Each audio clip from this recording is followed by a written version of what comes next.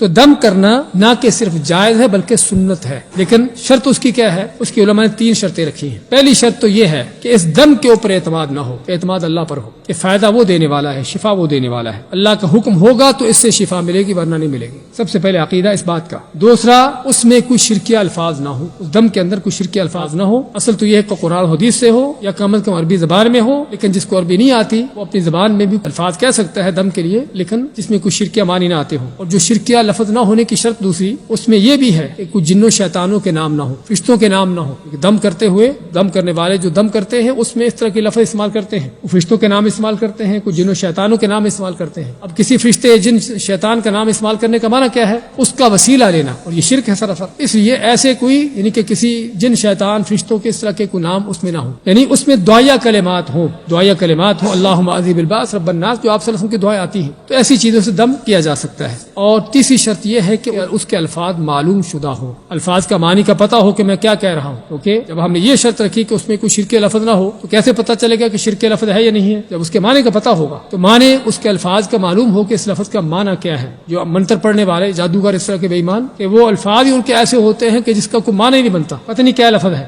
ایسے الفاظ استعمال کرنا منع ہے۔ تو یہ 3 علماء نے شرطیں رکھی ہیں دم کرنے کے لیے۔